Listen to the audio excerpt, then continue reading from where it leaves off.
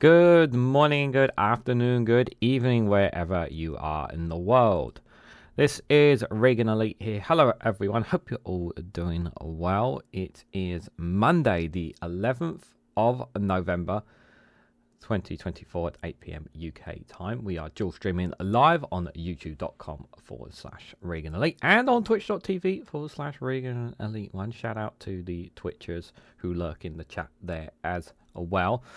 This is episode 78 of the Snowflake Viewpoint, where we cover the news in the UK, some of the latest news and some over the week. And how are you guys all doing? Who have we got here today? So no one in the Twitch chat at the moment. MadMonk33 is here. Good to see you, my friend. How are you doing? Jao is here as well. Good to see you. How are you doing? Hope you're doing well. As the kid, good to see you there as well. Hope you're doing well. Stephen Banker, good to see you there. Hope you're doing well. Artibus as well there. Good to see you guys. How are you all doing? Hope you're all having had a good weekend. I got if I reset and kind of just letting it all sinking over what happened with the election, but it's okay.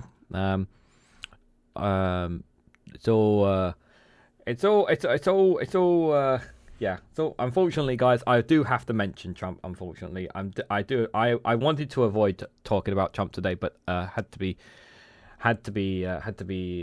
Unfortunately, I can't avoid not talking about the Orange Man. But hopefully, in the future, I will be able to do some which doesn't mention that man. But we'll see how things go. Just a reminder before I get going.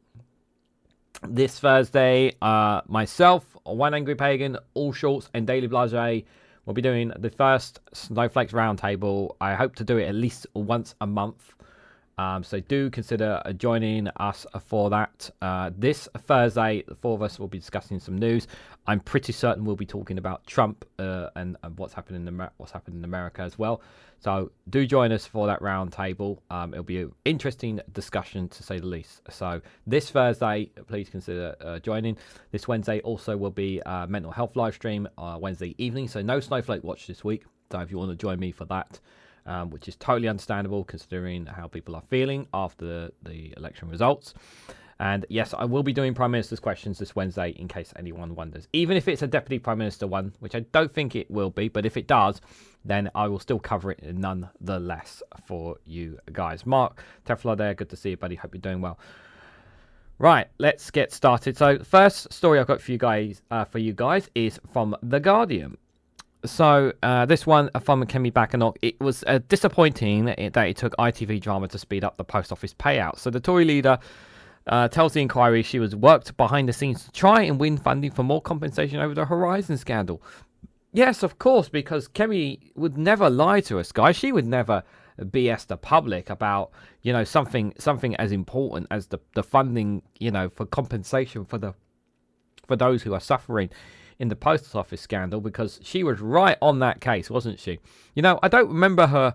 Has she criticised the government for not adding the WASPy women in terms of funding? Has she actually come out and said that ignoring the WASPy women was a terrible ordeal? Has she actually done that? Does anyone know? Because as far as I'm aware, I haven't heard her say anything about the WASPy women at all. But here she is in the post office inquiry saying, I was working tirelessly behind the scenes to try and get it done. And yeah, I don't recall any stories. I don't even remember. I don't remember her saying anything or being critical of her government, saying that she was that anyone's trying to stop me from getting this compensation done. The establishment are trying to stop me. Is that what Kemi's argument is? I have not seen the video. I have not seen the footage of this, for the record. But something tells me she was telling a lot of porcupines, I think is fair to say, guys. Let's read a bit into it. So the Conservative leader, still hate that. Conservative leader Kemi Badenoch has told an inquiry it is extremely disappointing that it took an ITV drama about the post office scandal to get the government to accelerate compensation payments for wrongfully prosecuted branch owner operators. You guys didn't even provide the funding for the post office. You didn't even provide the funding for it. You literally just said we will give compensation, but gave no reassurances whatsoever of whether or how or how much it was going to be. You didn't give any of it because you didn't have any money to give to them, or you didn't. Well, you had the money, but you just chose not to. Badenoch, the new leader of the opposition, who has held the post of business secretary for 17 months until the general election, said she and her then postal minister, Kevin Hollerach, have been working behind the scenes to get the Treasury to sign off on funding for more rapid and generous payouts for the post office operators affected by the Horizon IT scandal. I just not buying this at all. Badenoch appeared before the public inquiry into the scandal on Monday. The inquiry was shown a letter she sent in August 2023 to the then Chancellor Jeremy Hunt, asking for funding to increase payments to improve the compensation scheme. Ooh. So she was telling the truth.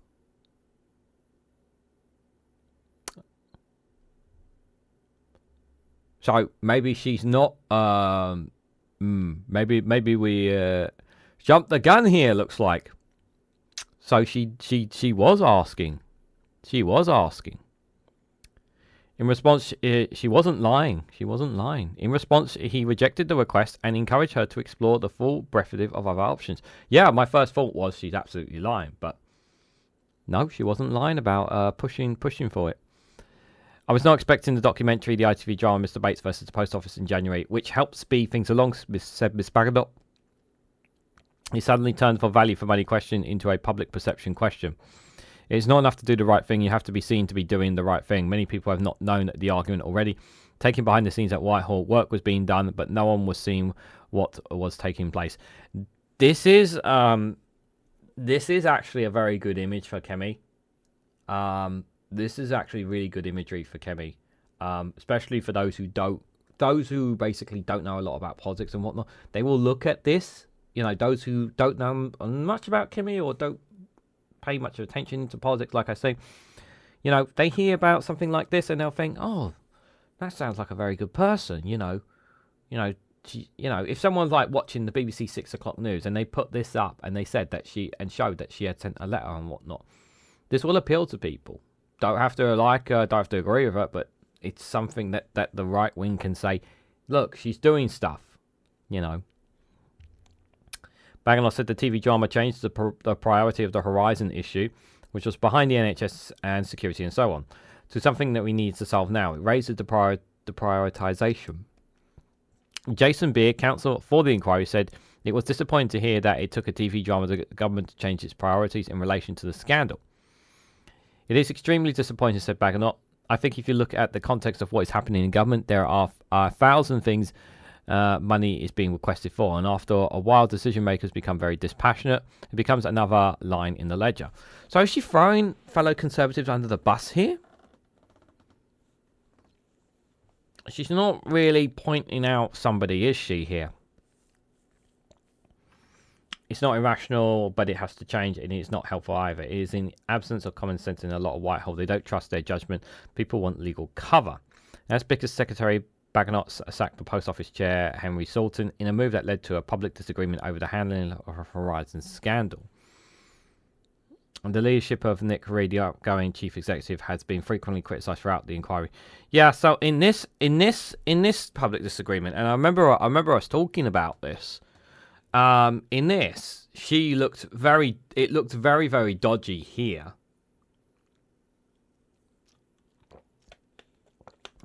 I remember it was looking very, very dodgy here. Like she was trying to really displace, really portray Henry Salton and his image as really bad. And I remember Daily Blase, one of our fellow YouTubers, do check out his content. I remember watching when he covered the videos of Henry in the committees, and it seemed like it seemed just total nonsense. What Kemi was saying about Henry at the time, I remember that. The leadership, Nick Reed, the outgoing post office chief executive, has been frequently criticised throughout the inquiry. Last week, Hollingreck said Reed was paid lots while not doing a very good job, and that working with him was like drawing teeth. Badenoch defended Reed, saying she thought he was doing his very best and that the media unfairly personalised their reporting to make him something of a scapegoat. I do not think he was a bad chief executive, she said. I saw someone trying to do his best. Kevin Hollingreck had a different view. We're all entitled to our opinions. On balance, he did a very good job in difficult circumstances. I formed the impression that he cared about the organisation and was doing his very best.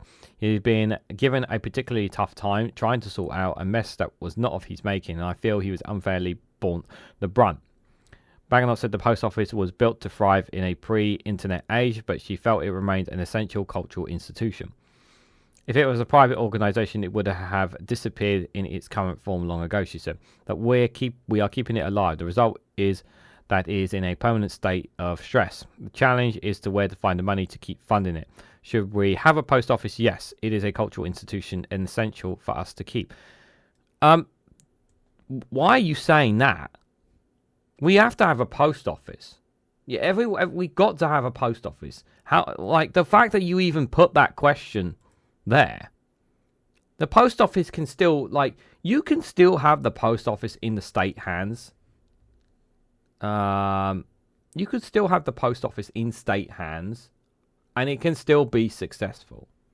It's just how it's managed and how you make money off it.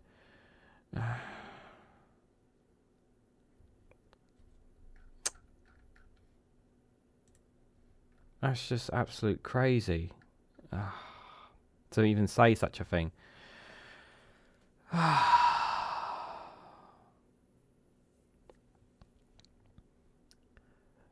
Oh, that's terrible. Our good friend... Oh, just off topic, guys. I just want to put this out there because it's just been brought to my attention. So our good friend Allshorts, I'll have to check to see if he's still okay to do the show on Thursday. But yeah, it's just messaged that one of his good dogs, Wally, has passed away from the looks of it, from what people are saying in the live chat. It was a very lovely dog that always appeared on his live streams. Very lovely, happy dog. Yeah, very sad to hear that. If that is true, what I'm reading there. Sorry, just to go off the topic, so there is a mixed feeling here. So, on the one hand, Kemi obviously sending that letter showing she is literally saying in that, obviously she, it could be just a ploy just for her to climb the ladder. You can see it from that. But we can't forget, obviously, how she treated Henry Salton, because I do remember those stories there. Make no mistake about it, Kemi is a slimy individual. Do not trust what she says, okay? And it's, it's easy for us to straight away call what she said basically flat out lies, because Kemi's a proven liar. She literally lied at her first Prime Minister's questions as opposition leader. She literally lied on the dispatch box. Literally did. But she's not going to correct the record, and we know she's not going to correct the record. So, yeah. But when you're in an inquiry, you really are in the hot seat, and you've got to be open and honest. So, but yeah.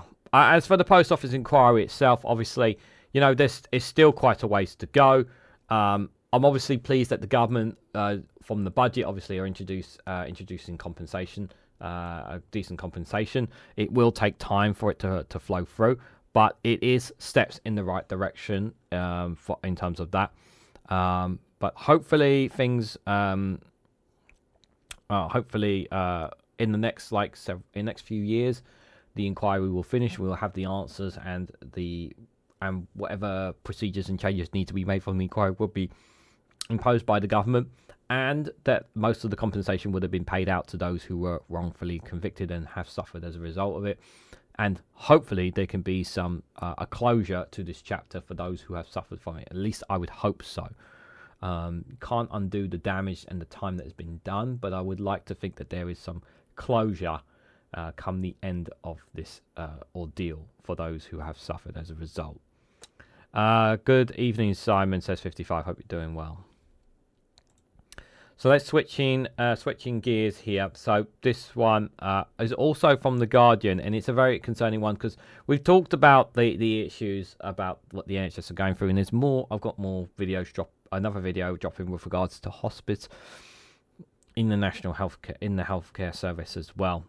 But this one here, nurses are quitting the profession early, puts health reforms in England at risk, says the union. So the numbers leaving within 10 years of registering rose by 43% between 2021 and 2024, finds the Royal College of Nursing. The government wants to increase nurse numbers, but more than 11,000 will have left the register within the first 10 years, according to the RNC's analysis there. It's clearly, like, at the moment, I mean, there is a pay rise, but not enough's obviously being done to retain and keep those here. The damage that's been done in our healthcare system is unforgivable, I would say, and it is going to take some time to see what the West Streeting does. Even though I don't trust that guy for one bit. If you want a prime example of how much of a slimy untrustworthy man he is, you only need to watch one of Big Madge's latest videos on West Streeting, that just exposes how untrustworthy he is. So yeah, it's just oh, yeah. I was still seeing the talk in the chat. Sorry, guys. Yeah, we need to be able to retain these nurses, and we need to retain them, especially in this moment in period, especially when we are trying to get the National Healthcare Service back on its feet. And we really need it more than ever. If we don't get it back on its feet, we're going to struggle. We really are going to struggle. So, I mean, we already are struggling, but we need to retain the workers that we need, desperately need right now. So increasing numbers of UK-trained nurses are set to lead the profession in England within a decade of registering, in a trend that could jeopardise the government's overhaul of healthcare, according to a union. So, more than 11,000 will have quit the register within their first 10 years on it, according to analysis by the Royal College of Nursing, the RNC, of the latest official figures. So low staffing levels, increasing patient need, and poor morale were among the factors cited by the largest nursing union, which examined data kept by the Nursing and Midwife Council, the NMC, the regulator for nurses and midwives in the UK, and nursing across England. See, right here, this here, there is only so much you can do before it becomes. There's only so much you can take. There's only so much work you can handle. And people become nurses not because of the money. They do it because they care about people. They do it because they love the work. They do it because they want to help people. But when you are being overstretched, when you are being pulled all over the place, and it is hitting you mentally, as I don't know, less physically, but more mentally, and bringing you down, when you are seeing the struggles are going on around you in your job, doesn't make you feel happy about being a nurse or proud to be a nurse. There are obviously times of uptick in your job, but hearing this about poor morale, that's really disheartening. You know, being a nurse should be a wonderful thing. It should be something that they should be extremely proud of doing. And pleased to be a part of, whether it's the National Healthcare Service or any kind of that work. Should be very proud of it. Billy Kershaw, good to see you, buddy. And it's really, I really hope that they can change this key one here more than anything, morale. Yes, I know the pay is also a factor, but still. Professor Nicola Ranger, the RNC's General Secretary and Chief Executive, said, "Nursing is an incredible career and it should be one for life, but thousands are quitting early because they are burnt out, underpaid, or demoralized." Yeah. They are burnt out. They are absolutely burnt out. They are being run to the absolute ground. Absolute run to the ground. It is a perfect storm for ministers as thousands leave the profession early and study recruitment collapses. It is also a heartbreak state of affairs for those who want to spend all their lives caring for others. Ranger said the Health Secretary was treating needed to give nurses a reason to stay, and she called for a new investment in nursing, better pay and waiving the loans for those who commit to the career in the NHS and public sector. The number of nurses leaving within 10 years of registering increased by 43% between 2021 and 2024. According to the union's analysis, those leaving within 5 years were found to have risen by 67%. Those leaving nurses are a combination of newly qualified nursing staff and experienced staff who have returned from retirement during the pandemic. The RNC's own survey of those departing found that the nurses cited poor physical and mental health, burnout or exhaustion, and changes in personal circumstances as key reasons for leaving the profession outside retirement. The concerns were raised after the government last month launched a consultation on its 10-year plan to transform the NHS, which included a long-term workforce plan intended to increase the number of nurses from about 350,000 to 550,000 in 2036 to 2037. Good evening, Daily Blase. Hope you're doing well. Guys, make sure you check out Daily Blase's YouTube channel. Dropped some videos today. I do recommend checking them out. And he'll be joining us this Thursday for the Snowflake Roundtable live stream. So do join us for that as well. The plan, which is set to be published next year, is intended to be underpinned by 3 big themes: a shift from hospital to community with new neighbourhood health centres, digitalisation and sickness prevention. Separately, the government has been targeting the hospital backlogs in England, with plans to increase the number of appointments and operations each week by 40,000. Labour have made a pledge before the general election that a target to start treatment within 18 weeks for most NHS patients in England would be hit within 5 years. That's a big target. Streeting, who also pledged while in opposition that Labour would oversee the biggest expansion of NHS staff in history, and that they will be told to work on evenings and weekends to help cut back waiting times.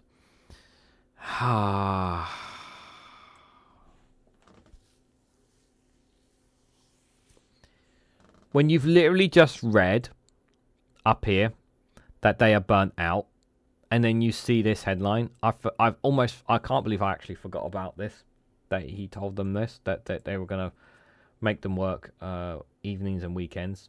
As if they're not already burnt out. Most of them are probably already doing that anyway. The government faces other wins aside from nursing leaving the workforce. In September, Nurses in England rejected the 5.5% pay rise that they were given for this year. The RNC said the value of experienced nurses' pay dropped by 25% under the various Conservative governments between 2010 and 2024. Yeah, every single public sector workforce was ripped off by the bloody Conservatives over the 14 years. The number of people studying to become nurses has fallen substantially across England. Again, I don't blame them. It's sad to hear that, to read that, but it's just not surprising. According to analysis released last month by the RCM, with some areas recording a 40% drop in successful applications. The Department of Health and Social Care said the NHS has faced chronic workforce shortages for years, and that bringing in the necessary staff to build a health service for the future will take time. Spokesperson said this government has inherited a workforce that has been undervalued for years, leaving them burnt out and demoralised.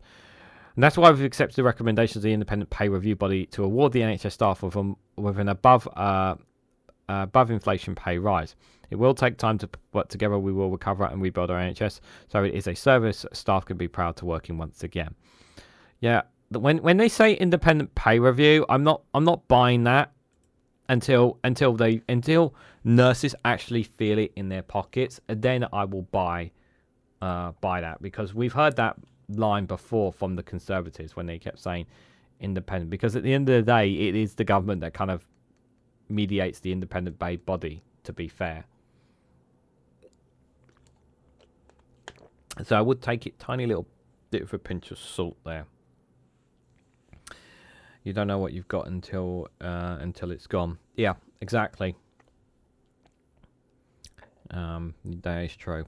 I will speak a little bit more about that in a bit, guys. But just finally on nurses,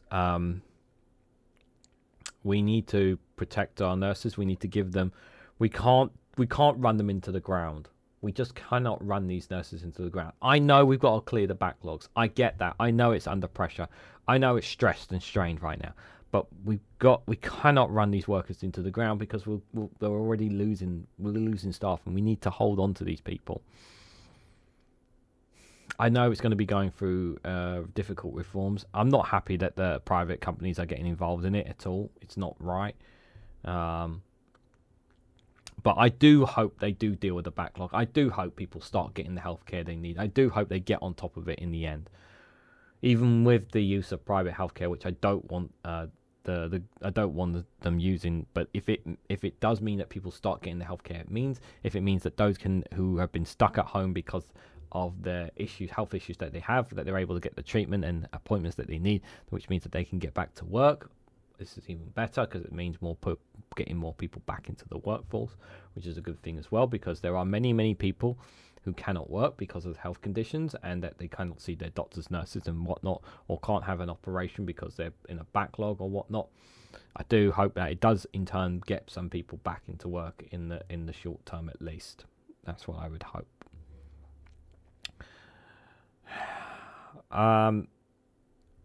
Yeah, so we'll keep an eye. Obviously, we're going to be talking continuously throughout the year about the national health. Well, throughout this year and the rest of this year, next year, about the national healthcare sector.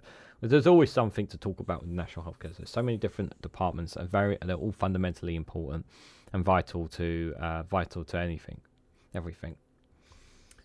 So the next story I've got for you guys is a bit of an out. It is kind of outside the UK, but it's still I think it's still an important one to say the least. This one from Sky News that Sir Keir Starmer, the UK Prime Minister, has no plans to meet the Taliban at COP29, says Downing Street. So the Taliban, which took over Afghanistan in the US, UK, and their allies, retreated from the country in 2021. It's not formally recognised by the UN and the international community due to its restrictions on basic rights of citizens, particularly women. So apparently, delegates from the Taliban are going to be at this COP29 summit. Keir Starmer is going to be there. So obviously they've been asked. So Downing Street has been asked, obviously, about whether the Labour leader plans to meet with the Taliban, and they've said no. And I don't know why this question. I think it would be absolutely outrageous if he was to meet with them, because it would just. Could you imagine if he actually did meet with them? It would absolutely stir up a hornet's nest. Like, I know the right wing are always trying to go after Keir Starmer, but they would basically say Starmer meets Taliban leaders, the same ones who shot at and killed our British soldiers. In that sort of sense, like along those lines. That's how it will be. Joe Lefty, good to see you, buddy. Hope you're doing well. That's how they would try to portray it. But I'm glad at the moment that the headline is this. But it's entirely possible that he might meet them in secret there at the summit. So I'll talk a little bit as we go along on this one. So Keir Starmer says he has no plans to meet with the Taliban during the COP29 climate summit in Azerbaijan, Downing Street says. Yep, you heard me right, guys. The climate summit is being held in Azerbaijan, a country that relies pretty much on its oil for its economy. A climate summit in a Middle Eastern country that relies on oil. That's the climate summit, apparently, right? The militant group confirmed on Sunday that it will be sending delegates to the UN-led conference for the first time since their takeover of Afghanistan in 2021, which took place at the US, UK, and their allies retreating from the country. Asked what the Prime Minister's thoughts of that, or whether he would come face to face with its leaders, a Number 10 spokeswoman said no plans to meet with them. She said that the attendance was a matter for the organisers, adding more broadly, the summit, I think, is bringing together 96 different delegations from across the world, and the objective is obviously to strengthen global climate and engagement on that use. Cameron, good to see you there. Hope you're doing well. It is obviously vital that we approach the talks and the events with that common purpose at the forefront of our minds. COP summits are the world's most important meeting on climate change, and at this year's event, the 29th COP, Conference of the Parties, is taking place in Azerbaijan's capital, Baku. Who made the decision to have a very important climate summit in Baku? Like, I really would like to know who was the twat that made that decision. Like, what benefit is having a climate summit in a country that relies on oil? Like, who thought of this? It's just so stupid. Well, so Keir Starmer is heading there. The US and Chinese presidents are not attending the talks. Well, of course, no shit, Donald Trump's not going to attend it. He's a climate denier. A Chinese president doesn't surprise me at all. Vladimir Putin's not attending, I don't think, either. It would be very weird if he attended and Keir Starmer met Vladimir Putin. That would be very weird. I don't think that's going to happen, though. Several G7 leaders, including German Chancellor Olaf Scholz and French President Emmanuel Macron, as well as the EU President Ursula von der Leyen, have also confirmed they will not be attending. Interesting. A key aim of this year's talks is to get much more cash to poorer countries impacted by climate change. Afghanistan is one of the world's most affected nations, with flash flooding killing over 300 in March this year. Mutual Haq Khalis, who is head of the country's Environment Protection Agency, told the Associated Press that Afghanistan needs the world's support to deal with its extreme weather, including irrational rainfall and prolonged droughts. So the only one who's so it looks like one of the bigger leaders here is Keir Starmer. Looks like he's attending. But the rest of them are just not interested in climate. Then, from the looks of it. He added that the Afghan delegation was grateful to the Azerbaijani government for inviting them to the climate talks. They will only have an observer status as the group's government is not formally recognised by the UN and the international community due to its restrictions on basic rights of citizens, particularly women. Yeah. The talks today begin and emit a warning that the UN and the world is on track for a catastrophic 3.1 degrees of warming. Well, I've covered this. I'm going to cover this in another video, but basically, yeah, we were talking about climate. It's going to skyrocket thanks to Donald Trump and his presidency. So, the planet's going to get warmer and everyone else is going to suffer as a result of it. So, yay. I hope Americans are ready to pay more as well. However, with many leaders choosing not to attend the opening summit and oil and gas-rich Azerbaijan hosting it, it's unclear how much progress will be made on key issues, including emission cuts and phasing out fossil fuels.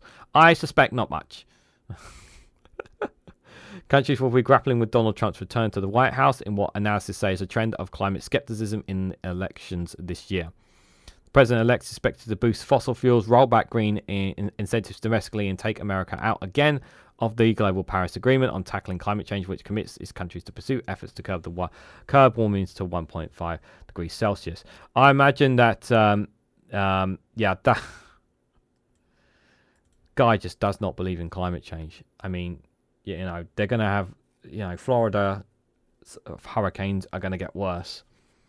And, I'd be very much concerned about that, as well as other things. I mean, I'm not going to talk about it here because I've covered it in quite a detailed video about the climate and the damage it's going to be foretold. Trump's going to make things a hell of a lot worse for everyone. Super Tiny, good to see you there. I hope you're doing well. I guess Azerbaijan is 27th on that list of countries. I guess so.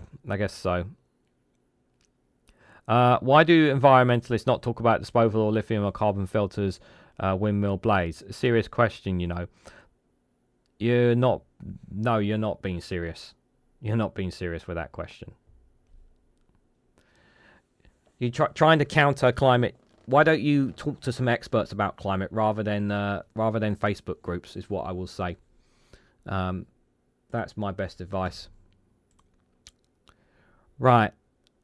Let's move on from this, guys. So I've got 3 more stories for you guys here, and I want to bring back a classic one for you guys. Actually, another classic one. I know many of you still miss Jane Goody, and I wanted to try and get every now and then. I'm going to bring up an old video of hers for you guys, and I hope you guys enjoy this one from her. Basically, she's pretending. The headline is "Life." The headline is called "Life from Chicago." So she's basically acting Suella Braverman and Lee Anderson in a pub. I know the video quality is not that great, but that's basically what it was from her. But I hope you guys get a laugh out of this either way. I used to be good pals with Siobhan Mushet. Now, Siobhan Mushet used to live in the corner close, just round the back of the Gorbals, before the Gorbals got pulled down. Remember? All the tenements, and they all disappeared. Now, her dad used to work down the Forge. Before the Forge was a shopping centre, when it was an actual steelworks, if you know what I mean. Big Chick Dobby, he used to do the pools cuttings, remember? He worked in there as well. Aye, I minded him. But Siobhan Mushet and I, we used to go to the Girl Guides together. Now, Siobhan had a brother called Stevie. Now, see me and Stevie, we used to do the bus runs to Saltcoats every single week. We used to run it for the Waverley pub at the Boat McKenmore Street. And we had a brilliant time. Everybody used to turn up for our bus runs. Big Isa McDade, she used to do the picnics. Remember, she could make her own pork pies and bridies and that. We used to take them all the way down to Saltcoats. What a brilliant time. Well, anyhow, Siobhan Mushet, she phoned me just the other day. Did you know her cat died? No.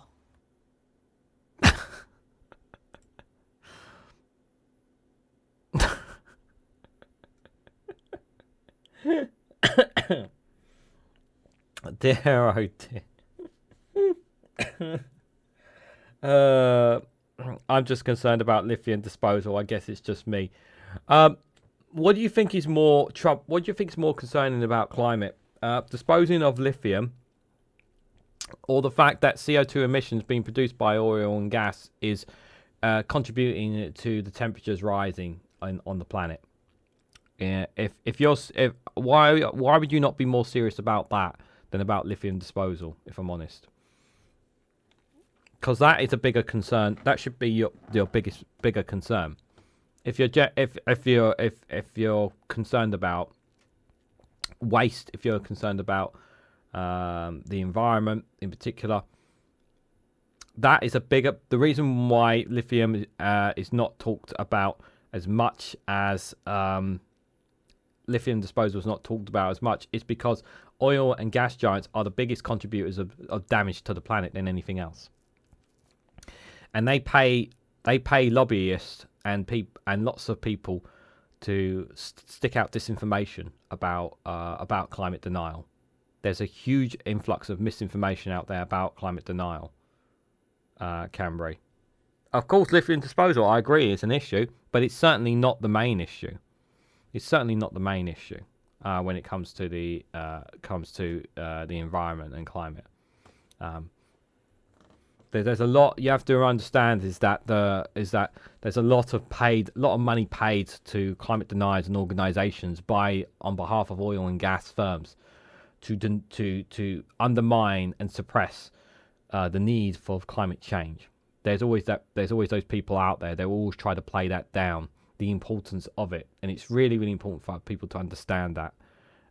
There, Evan, good to see you there. Europe recycles lithium, says Jal. Well, there you go. Where do we dispose it? I guess Portugal has a way of disposing it. Batteries are recyclable. Yeah, batteries are recyclable. Yeah. I am all in favour of going electric, and I actually, for all the obviously I am concerned about Elon Musk and his position of power, but considering he is someone who is pushing electric cars, I would like to think that electric vehicles get more of a push with him in his role.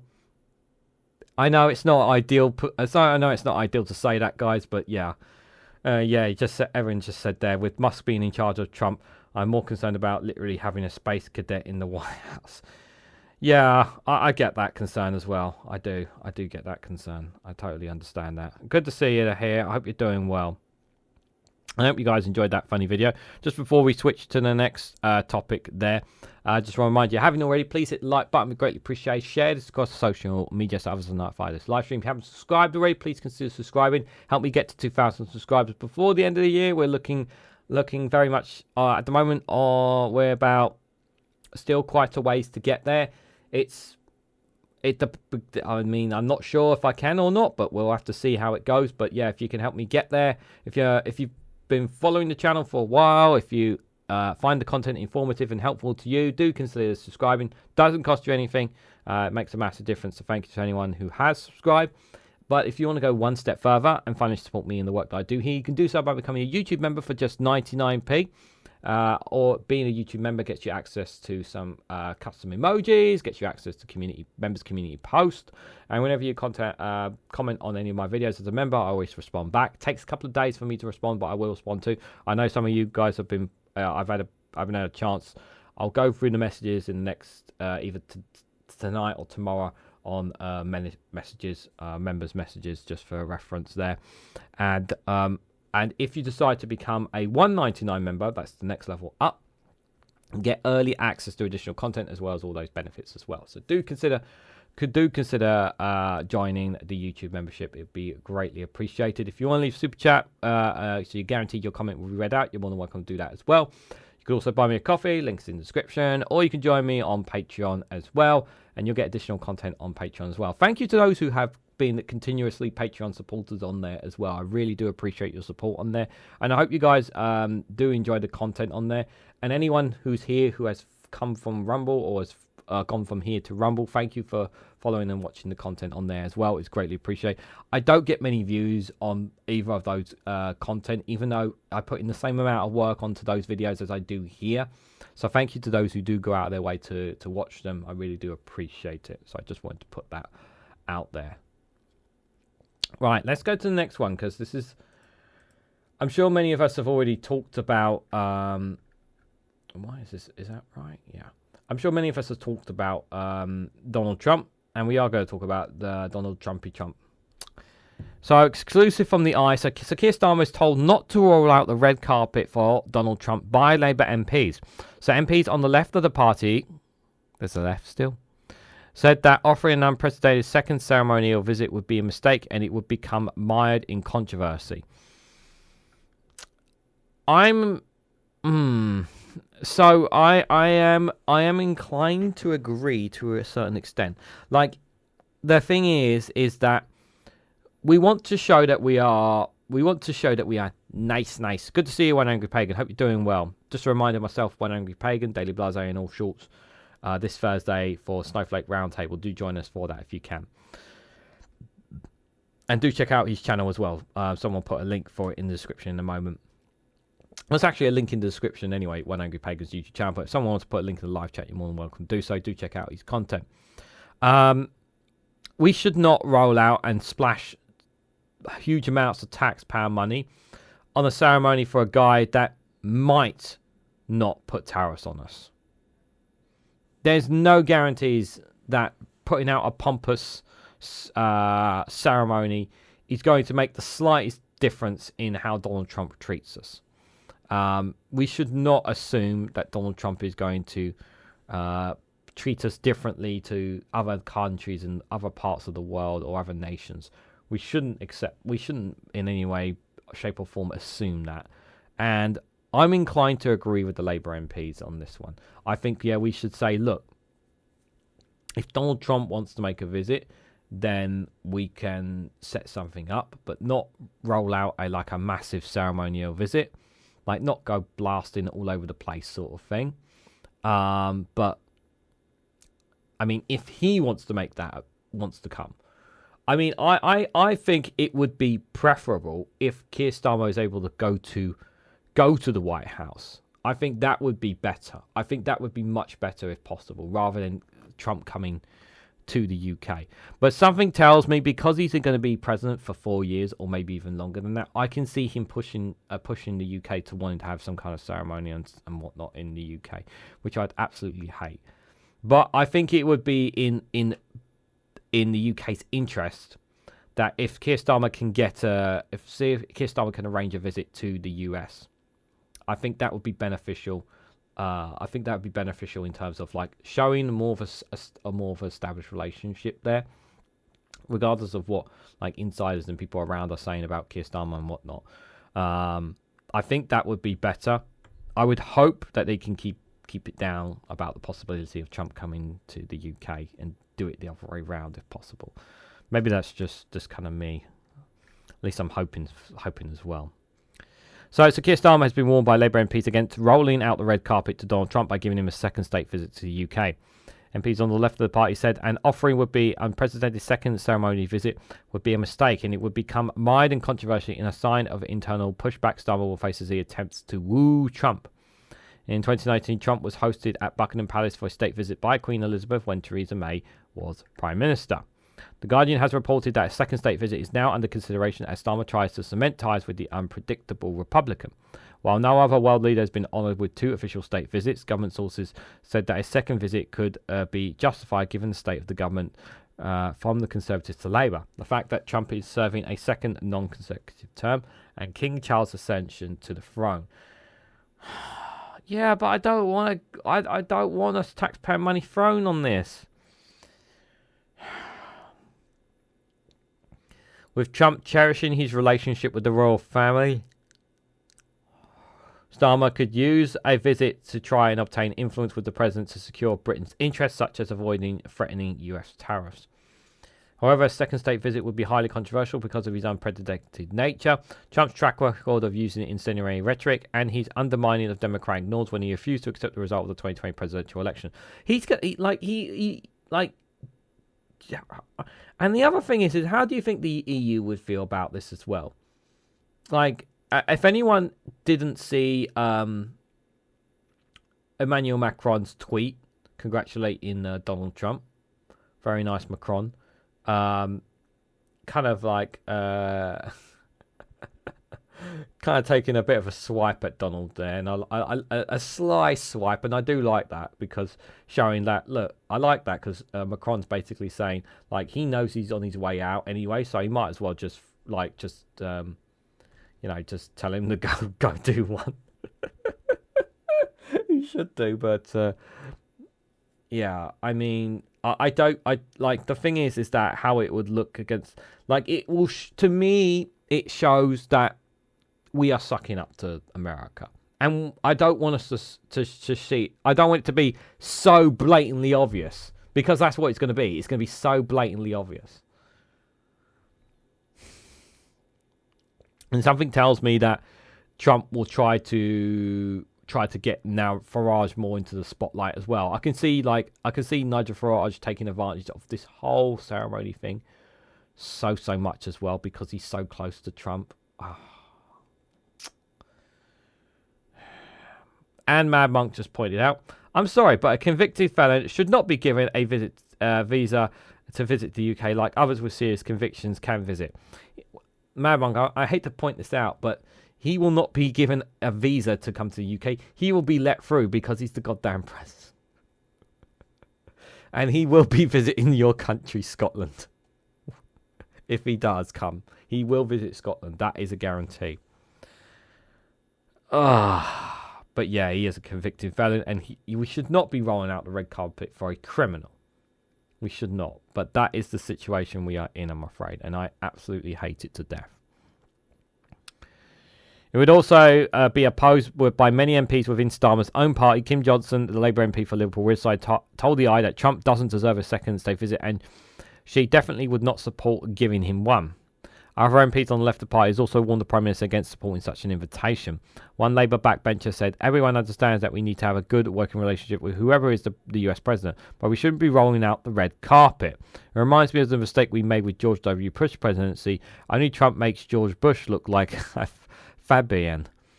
Yeah, I didn't like that either. Another left-wing Labour MP said the relationship between the UK and US is extremely strong, regardless of who is in the White House. It doesn't need another Trump state visit to reinforce it. To gift it would be to elevate him above the two-term presidents, and it would be mired in controversy. Best to leave it be. However, there are some within the party who are open to a second visit. A Labour MP said, I don't have a problem with it. New king, new government. It's also very rare for a US president to serve non-consecutive terms. We should be using the full force of the state to build as good a relationship as possible with him. Downing Street has declined to comment on the possibility of a second state visit. If it did occur, the invitation would be sent by the Royal Household in coordination with the Foreign, Commonwealth and Development Office. So they've not said yes and they've not said no. I think that what they're doing is they're keeping their cards close to them, and then they'll wait and see what Trump does initially. I think that's what they're probably going to do. Yes, he has a UK passport. Thank you for reminding us of that, Artibus. Good to see you there. He has a right to a UK passport, seeing that his mother is Scottish. Oh, does he have a UK passport? Wait, does he have a UK passport? He should have. I'm assuming he has one. Maybe, I don't know. I'll let you guys decide that one. Diplomacy is heavily directed by compromise. Something tells me I don't want this state visit, but something tells me that yeah, they're gonna probably bend the knee for him, and I don't like it. Milkshake at the ready, then, says Alistair Keir. Milkshake. You won't get close enough to throw a milkshake at Donald Trump. Oh, you're talking about Farage? Yeah. That would be nice, but that woman got in proper trouble, didn't she, for throwing that drink at Farage, which is very, very annoying to say the least. Right, got two more stories for you guys. This next one I got from the Financial Times. We've talked in the past about this, so it's interesting it's been brought back up again. So, builders face a ban on gas boilers in most new homes in England. The industry demands clear guidance and fixed timeframes as concerns over delays to heating rooms mount. So, this is about, obviously, the changes to reducing our carbon emission with the use of gas boilers. Like, why have we not, winded down on gas boilers? We're less reliant on switching to heat pumps, we've talked about this before, and I remember I was talking about this and saying the Conservatives need to do this, and this would make logical sense and saves people money, and in the long term, and it just basically sat there. So now it looks like that this government are going to be doing it. However, though, the time framing of this is going to take a while, though, which is even more annoying. So I'm going to read a little bit into it before I give more of my thoughts. So new homes in England will be banned from having gas heating systems under a long-awaited government building regulations, which are expected to be announced next year, but will not kick in until 2027. So 2027. So we're talking about 3 years before we are told before builders are told you cannot use gas heated systems. 3 years. Builders will be required to introduce electric heat pumps or other non-gas heating systems in most new builds in compliance with the Future Home Standards designed to improve properties' energy efficiency and reduce carbon emissions. The regulations were first announced by former Conservative Chancellor Philip Hammond in 2019, including a 6-year lead time for implementation to give the industry enough time to prepare for the overhaul to build in practice. A consultation on the policy by the previous Tory government ended in March. The new Labour administration, elected in July, hopes to present the final guidance on the heat gassing phase-outs next year, with legislation in as early as May, according to people familiar with the matter. Okay, so they were still looking at it all, the Conservatives. I'll give them that. A 12-month period is expected before the relevant bill would come into effect, followed by a transition arrangement for up to a year, meaning that regulation will not take effect until around May 2027. James Dyson, senior researcher at the policy think tank E3G, said it was a scandal that it had taken so long to introduce the new standards, which are designed to reduce household energy bills. Yeah, it is insane that it's taken this long. We estimate the delay has led to about 700,000 homes being built with heating systems that need replacing, passing the cover of over 12,000 per home on to families and social housing association, he said. Dyson said the plans should be implemented as soon as possible, noting that the phased rollout would let down families across the country, leading bills to remain high. The Ministry of Housing, Communities and Local Government said that the government wanted all new properties to be built without gas boilers by the end of the decade, remain committed to delivering a high-efficiency new homes that will become net zero as their grid decarbonises, it said. All options set out in the Future Home Standard consultation would result in significant emission reductions compared to previous standards. However, one government aide said the ban on installing new gas boilers could include a handful of limited exemptions. The Future Home Standard and updated building regulations aim to cut emissions from the new homes by 75 to 80%, compared with the current standard standards. And under the guidance, builders can use a mix of different technologies and installation materials to meet requirements. In Scotland, the government has banned new builds from having gas boilers installed, but I believe Westminster are trying to stop this due to their differing. They don't want the Scottish government to showing them up. Stupid the delaying of all this. Just get it done. The government will also encourage the use of solar panels on homes where possible, but will stop short of mandating the installation on roof. This pisses me off the most here. This should be a standard. Like, we should be pushing, we should be really going overboard with this. I really do think we should be going overboard with green energy. Like, we really should be going overboard, because in doing so, like, all this stuff pushes down energy bills. Will push down the price of energy bills that we pay. Like, why do we not want to go up on this? Like, we should be doing this now. We should be pushing this down, enforcing this on people now. Solar panels are not currently mandating its fundamental principle of building regulations that we do not constrain in innovation by prescribing any specific technology, the government said.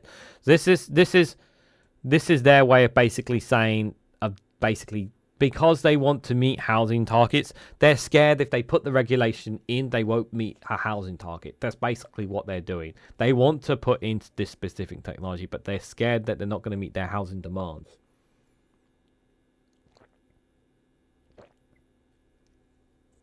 So they're trying to compromise, basically, here's what they're trying to do. The intention is to try and compromise on this.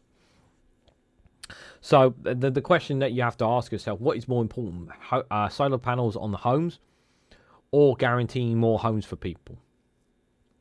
And if I had to choose, I would probably go with what the government are doing here, even though I want more solar. I want every single home to be guaranteed solar panels. Me personally, I personally want that.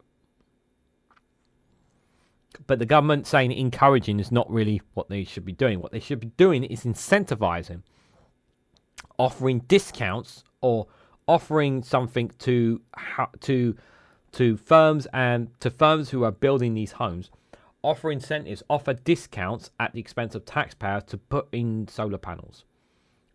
And that way you put that will, don't just encourage, incentivize builders, incentivize builders and companies to build them by offering an incentive at the expense of the taxpayer. That's something from out of the state. We, the government, will give you X, Y, and Z if you build solar panels on top of your homes as well. You don't have to build the solar panels, but we will give you a discount or some sorts if you build solar panels on top of it or something.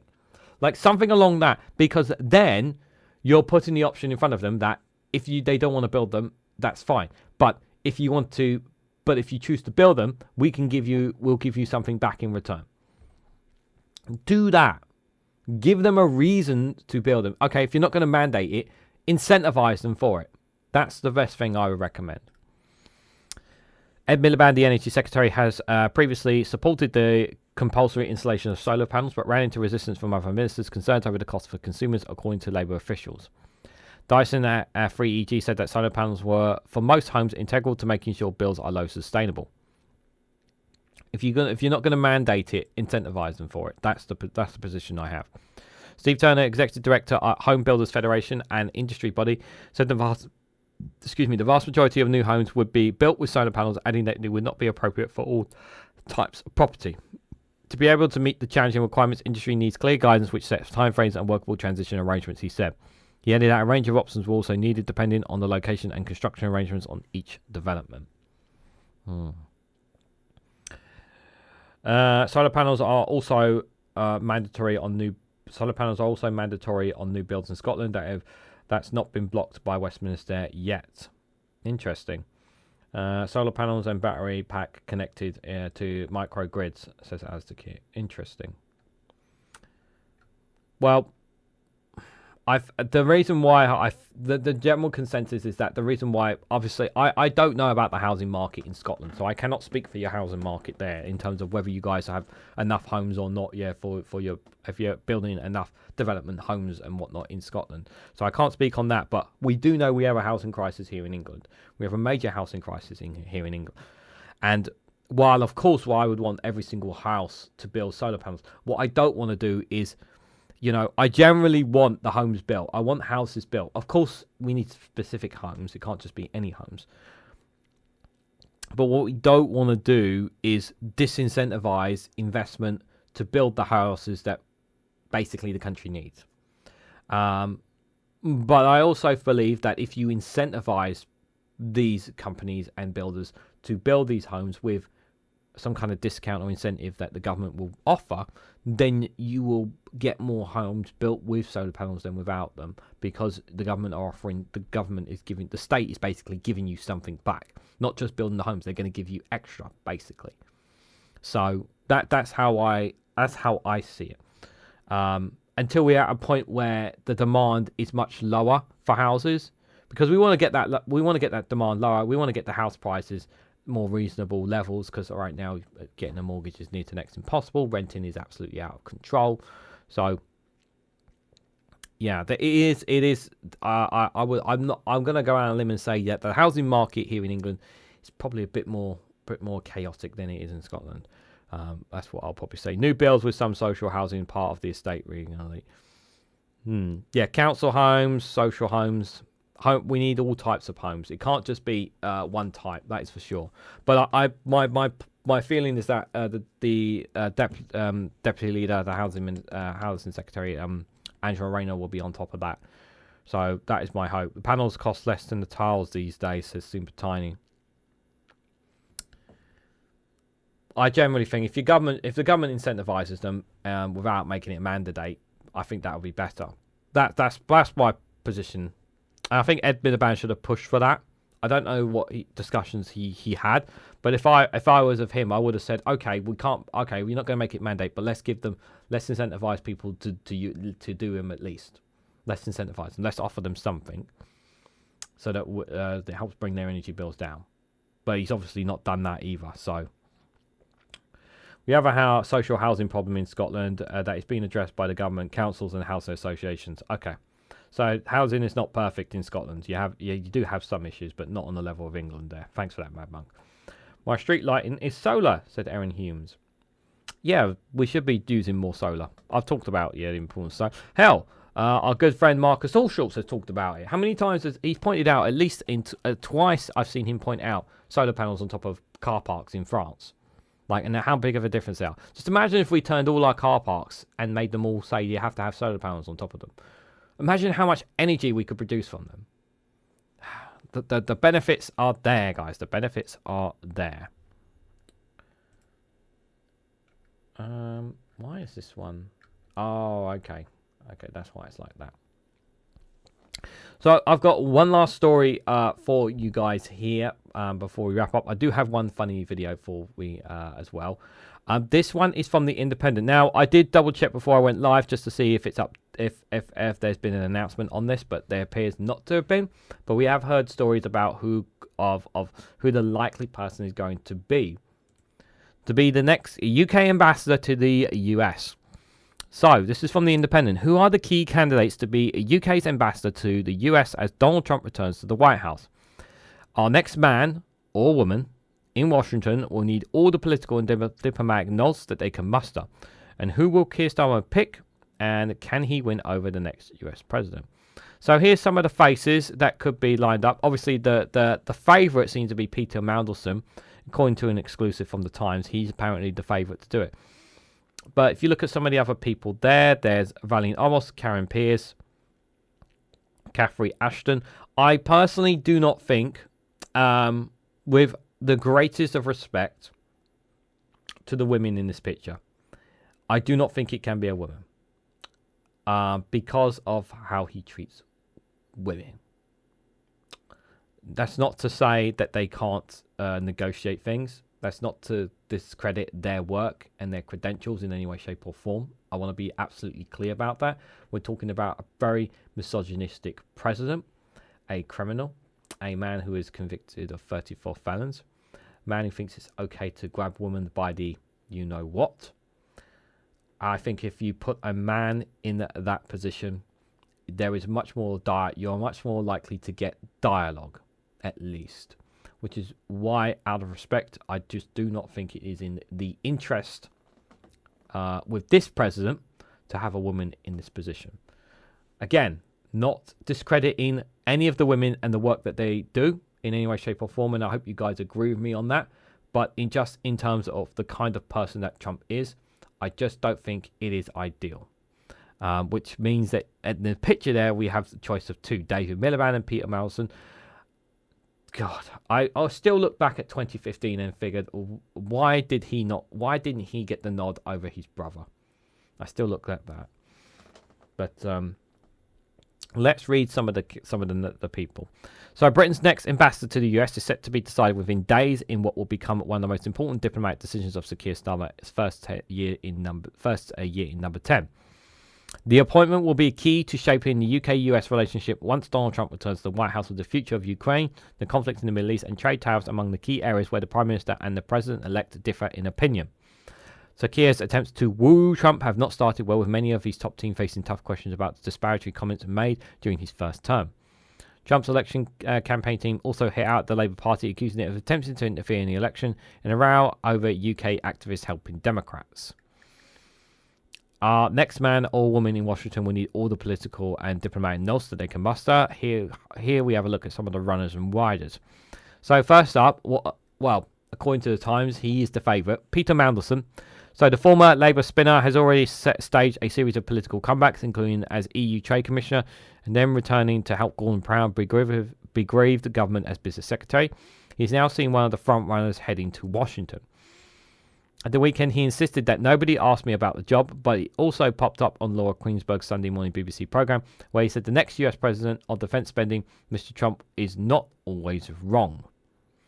And actually, with regards to defence spending, that he's saying basically what the president has said before is that the rest of the pack need to spend more on defence, and we spend more than our European counterparts. So he's kind of right there, but don't tell anyone. As for his thoughts on what the next 4 years he'll bring, he said, "Of course, I immediately thought, what does this mean for Britain? And I thought we were going to be in it for a relatively transitional roller coaster ride, but we have to decide how we're going to influence this presidency and what we're going to put into it and we're going to get back from it." Karen Pierce is current ambassador and secured Starmer on the first calls to Trump. Interesting. Thanks for that. San Angela in boots. In boots, says Jow. I would not recommend that. David Miliband is my pick, says One Angry Pagan. I think I've got no problem with David Miliband being. I think David Miliband would be an interesting choice. As for Peter, I mean, yeah, I mean you can pick. You know, he's got a wealth of. He's been around for a long time. He's got a wealth of experience. Like, can he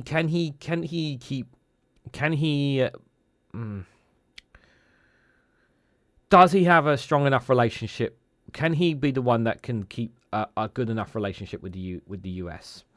You know, can he be that kind of person? That's the thing. I'm not sure, but I would definitely choose between those two. It has to be between Peter and David. No disrespect to the women at all. I want to stress this again, but I just think that the way Trump is, because of how volatile he is, I would not pick the women out of respect for them.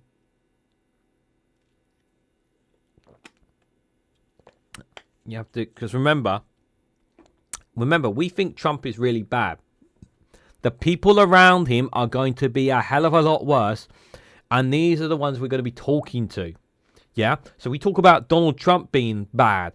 People around Trump are going to be a lot worse than Trump. And they're the ones who are going to be in Trump's ear. They're the ones who are going to be talking to. Yeah? So they could be a lot worse.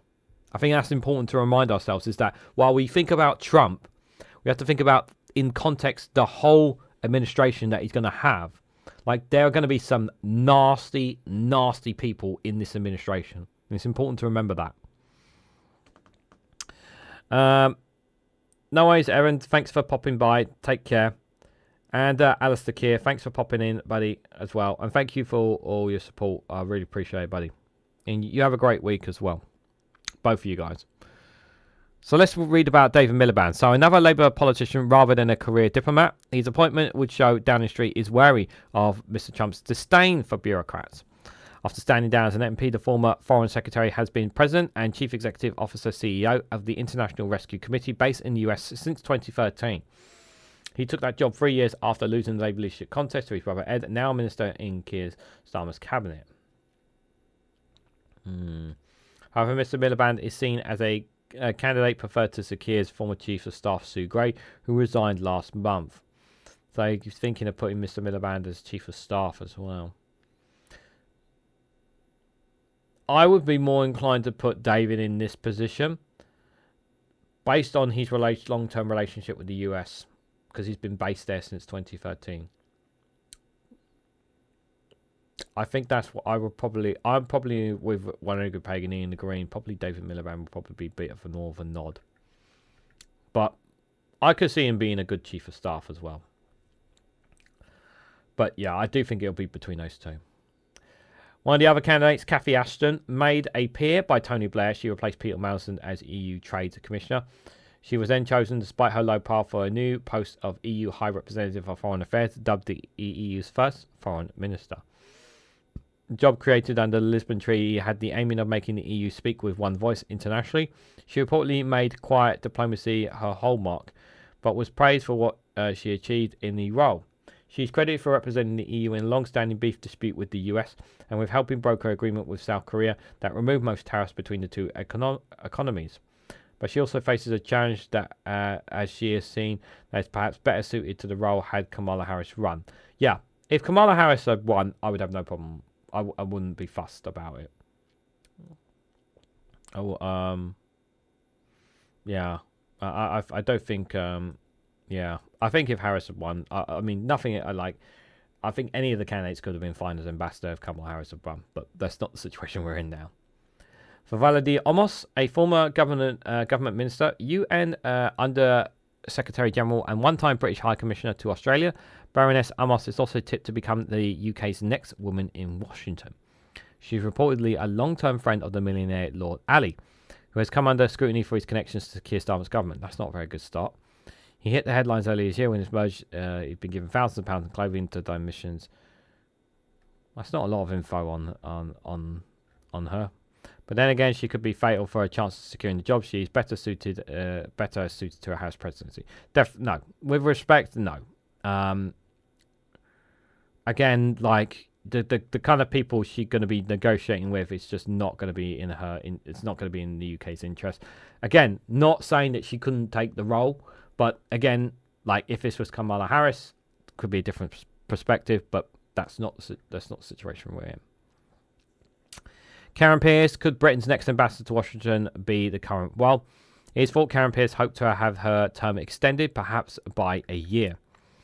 She's widely credited with building good links with the Trump campaign. And at the weekend, she told CBS Sunday Morning Politics Show that I have always found him and his team very well listening to our point of view. However, it is thought her term will end soon after Trump enters the White House. So, interesting there. So she's built up good links with the Trump campaign already. She's been widely credited for. So maybe Karen could be the right person, but we'll have to wait and see. So some interesting thoughts nonetheless there. So on some of them there, but we'll have to see. Apparently, it's going to be in the next few days, the announcement of whoever it will be, and I'm sure that the media will make a haystack out of it one way or another. He should be the ambassador, says one angry pagan. Well, obviously we'll see in the next few days, because they have to make the announcement soon. I'm sure, because you want to get that, you need to get that in place before the Trump administration, I'm sure. Is it true that the Guardian was saying Trump will force the EU to make Brexit work? Is that real or just clickbait? I would say that's more clickbait than anything, Jal. The Guardian are very much trying to push up the conversation of Brexit as much as they possibly can. With that, you know, it is more clickbait than anything. The Guardian on that one. I know that they are desperate to push the conversation about the Brexit. I just think it's just to try and talk us about Brexit. If I'm honest, I think I covered it in a Patreon video, maybe that one article. I can't remember off the top of my head. So I've done so many videos today, but Yeah, I would take it with a pinch of salt, that one. Right, guys, before we head out, I've got one last video for you guys. I hope you found some of the stories we had today interesting, but let's have a little funny video before we see ourselves out. I was thinking of doing an after chat, but I do have some, but considering how much work I've had to do today, I've still got some more work to do after this live stream, believe it or not. Not recording, just other bits that I need to do. So what I'm going to do is Wednesday night, after the mental health live stream, I'm going to do an after chat then. So on Wednesday night, if you want to join me on the Discord server after Wednesday's mental health live stream, you're more than welcome to join. It doesn't have to be about mental health or depression or anxiety. It can be about anything. We talk about anything. You can talk about news, politics, all that kind of stuff. Because I do want to get the Discord chats with you guys again. So yeah, I won't do it Tuesday night because Max has his live stream and then he has his after chat there. But yeah, Wednesday night, if you guys want to join me for that, you're more than welcome to do so. But like I said, I have one last video for you guys. I know it's an old one. It doesn't really reflect what's happening, but I kind of wish everything was just, you know, peace and quiet, you know.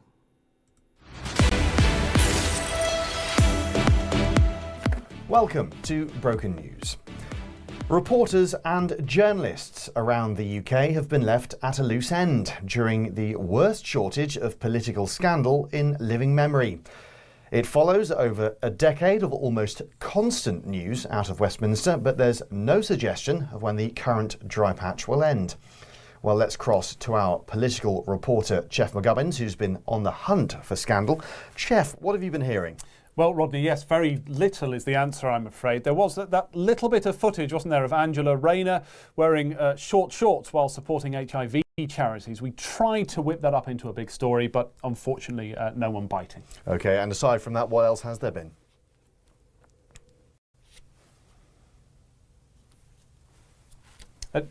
Well, as I say, Rodney, very little in terms of scandal in Westminster. Angela Rayner in short shorts? Is that the best you can do? You've had a week. They've been in power a week. You've got nothing. Nothing whatsoever. So maybe there is one story which is potentially a major story developing. So at the state reopening of Parliament, one of the new intake of MPs, they're there their first day, their opening speech, they're sitting in the House of Commons. Apparently one of the new MPs let one go. Sorry, they let one go? Quite a bad one, from my sources in Westminster. So that's the best you've got? Quite a bad one. One of the new intakers hoofed out an earth surprise on the benches. Is there nothing else? There's been no corruption, backhanders, someone getting finger blasted in number 11? Well, nothing whatsoever. As I say, now, one of my Westminster sources, no doubt, updating me on, that's Mum. Well, does she have anything? Not related to Westminster. Well, what was she messaging about? It's about Christmas. It's early in the year, but I could talk about the football. I don't want the football. You're a politics reporter. Well, it's... You've got nothing else.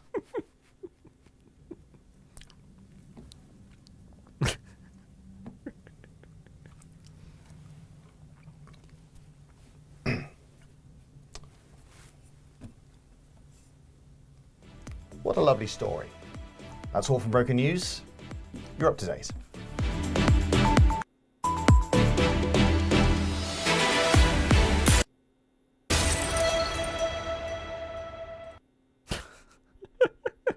I want to apologise. I don't know where the stuttering from the video is coming from. I really don't know. I'm really sorry about that. That's the second time I've had that while I've played a video for you guys. I'm very much concerned. I don't know if I might need to do some data clearing on the computer or something. That was very annoying for me. But apart from that, the reason I put that up is because I wanted to remind us of when there was nothing happening. Where there was nothing happening for a brief moment and then Labour fucked it up. Oh, now things are going to get worse. So, Larry and Paul have not done a video since Trump was elected yet.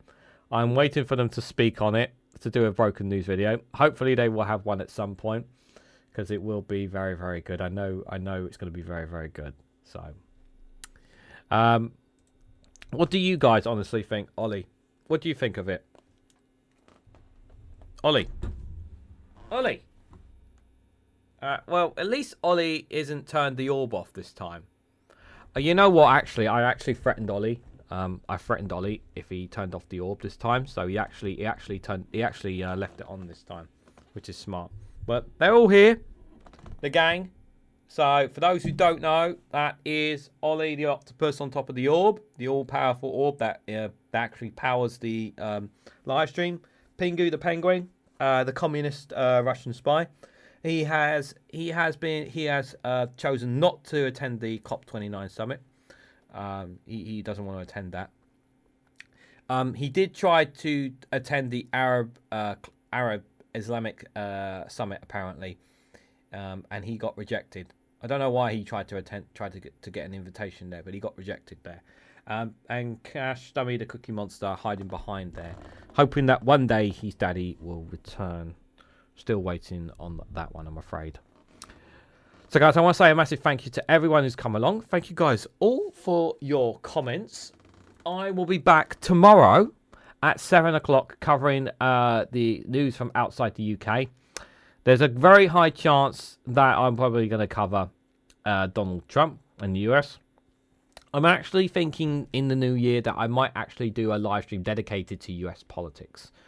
And we'll be switching things up. There's something that I've considered, because I think it's going to be something that people will consistently want to talk about, is US politics, because they are the talk of the town at the moment. I know some people will not stand it, but some people might find it interesting as well. So that is something that I will consider in the new year. But yeah, I'll probably highlight some stuff coming from the US tomorrow on the Snowflake's Corner. Be going on for about an hour or so, going into Max's live stream. Then on Wednesday, I will have Prime Minister's questions, whether it's Prime Minister's or Deputy Prime Minister's questions. I will cover it either way, live for you guys. So if you want to join me for that, you're more than welcome to. Wednesday evening will be the mental health live stream. We talk about mental health, talk about depression, anxiety, and how some of us are feeling, especially given the current political climate that we are in right now. It's a very uncertain time. This Thursday is supposed to be the Snowflakes Roundtable, featuring myself, One Angry Pagan, All Shorts, and Daily Blase. And we're very sad to learn that All Shorts' dog Wally has sadly passed away today. I will double check with him if he's still okay to join us on Thursday. But if not, then it'll just be the three of us, myself, One Angry Pagan, Daily Blase. But we'll see. And on Friday, Friday is supposed to be Friday Lights with REGANELITE. I do have that scheduled, but no guarantees that it will be on. But we have to wait and see as well. But yeah, thanks guys for coming along. Take care. Enjoy the rest of your week. Try to stay positive, because I know it's not always the best. Things are pretty gloomy right now, but. Yeah, try to stay positive in this world. But before I go, I just have one last thing to say. If you haven't already, please hit the like button. We greatly appreciate it. Share this across social media so others are notified of this live stream. If you haven't subscribed already, please consider subscribing, because it really does help support the channel. And if you want to go one step further and financially support me and the work that I do here, you can do so by becoming a YouTube member for as little as 99p, or you can join me on Rumble or Patreon for exclusive content on those platforms. So thank you all so much for watching, and I hope to catch you all very, very soon.